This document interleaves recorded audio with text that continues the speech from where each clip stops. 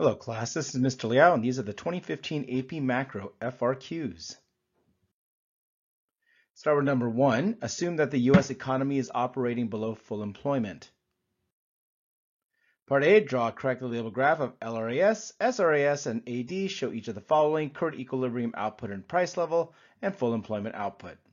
So this is your standard graph. AD downward sloping, SRAS upward sloping. There's your short run equilibrium, current equilibrium output and price level.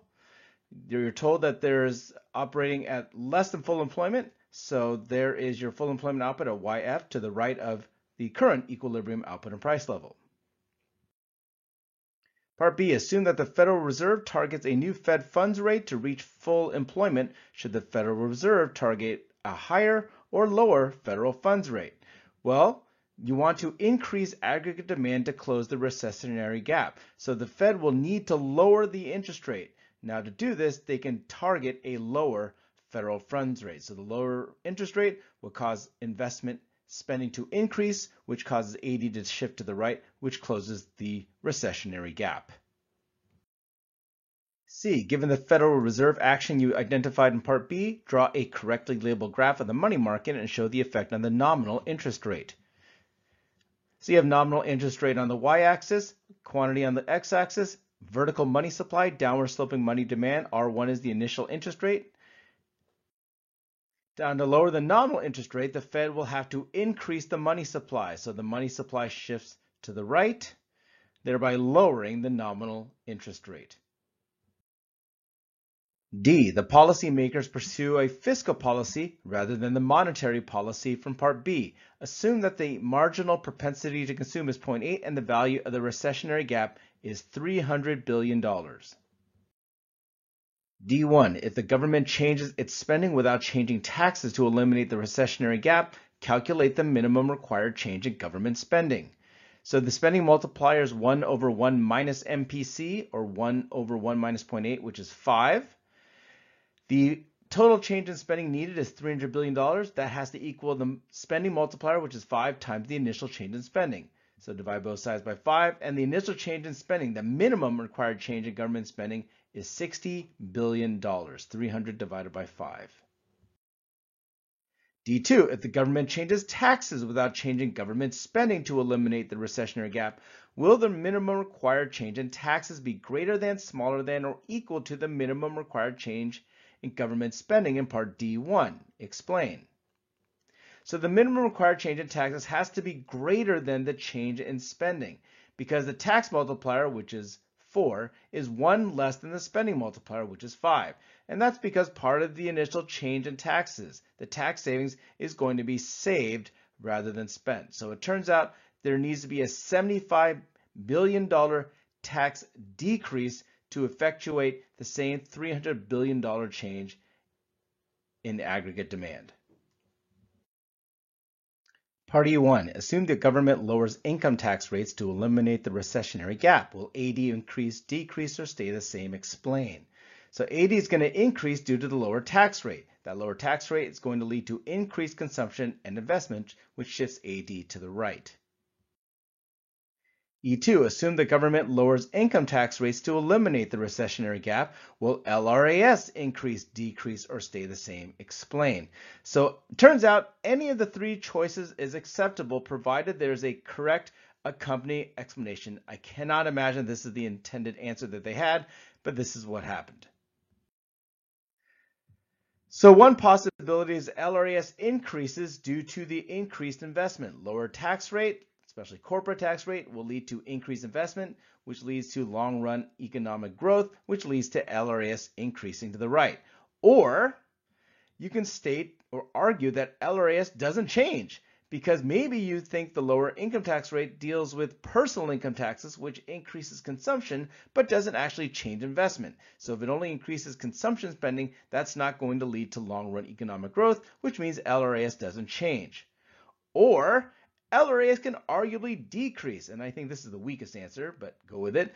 LRAS decreases because the increased government borrowing crowds out private investment. That ultimately leads to a decreasing rate of economic growth. So if economic growth decreases, that will shift LRAS to the left, causing it to decrease. Number 2, country X and country Y are trading partners and both produce furnaces and solar panels. The countries can produce the following amounts using equal amounts of resources. So country X can produce 6 furnaces or 8 solar panels. Country Y can produce 6 furnaces or 12 solar panels. Part A, which country has an absolute advantage in producing solar panels? So here what you're basically looking for is the country that can produce more, and you're told that it's been given the same number of resources. So in that case, country Y has the absolute advantage because Y can produce 12 solar panels compared to 8 given an equal amount of resources. B, calculate the opportunity cost of a furnace in country Y. So this is output, so the other goes over. And so the opportunity cost of a furnace in country Y is 12 divided by 6, or 2 solar panels have to be foregone to produce 1 furnace, 12 over 6. C, which country has the comparative advantage in producing furnaces? Explain.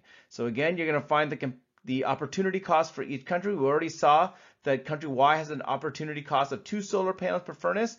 Country X has an opportunity cost of 8 over 6, or 1.33 solar panels per furnace. So X has the comparative advantage in producing furnaces because it has the lower opportunity cost. D, if the terms of trade were that 2 furnaces are exchanged for 1 solar panel, should country X produce solar panels domestically or import solar panels from country Y?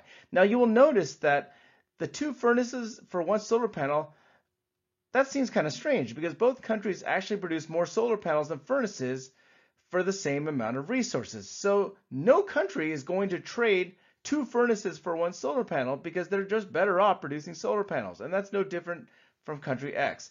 If X trades 2 furnaces for each solar panel it produces, it would only end up with 3 solar panels because 6 divided by 2 is 3, and that's way below the 8 solar panels that country X can produce on its own. Number 3, exchange rate and interest rates are important for macroeconomic decision making. Part A1, how does an increase in Japan's government budget deficit affect the real interest rate in the short run in Japan? So an increase in the budget deficit means the government has to borrow more money to finance their expenses. Since they have to borrow more money, that's going to increase the demand for loanable funds. That causes the real interest rate to increase in the short run. So an increase in the budget deficit, more borrowing. More borrowing means more demand for loanable funds, which means a higher interest rate. A2, how does an increase in Japan's government budget deficit affect private domestic investment in plant and equipment in Japan? So a higher interest rate means that domestic investment will decrease. That's the investment graph, downward sloping. Lower interest rates means more investment. Higher interest rate means the quantity of investment will go down. B, draw a correctly labeled graph of the foreign exchange market for the euro and show the effect of the change in the real interest rate in Japan from part A1 on each of the following: supply of euros, explain, and the yen price of the euro. So yens per euro is the y-axis, quantity of euros on the x-axis. There is your initial equilibrium position, with E being the exchange rate. Now, the relatively higher interest rate in Japan is going to attract more European investment. So Europeans are going to demand more Japanese yen. Now, remember, this is the euro graph. So you have to think about what happens to the supply of euros. So to obtain yen, Europeans are going to have to supply more euros to get those Japanese yen. So the supply of euros shifts to the right, and the exchange rate, or the yen price of the euro, will decrease. In other words, the euro depreciates against the yen. C, to reverse the change in the yen price of the euro identified in part B2, should the ECB buy or sell euros in the foreign exchange market? Now, to raise the exchange rate, the ECB should buy euros. That's going to cause an increase in the demand for euros and cause the exchange rate to increase. So if imagine what would happen if they bought more euros, that causes the demand for euros to go up, and that's going to cause the exchange rate to be equal to what it was before.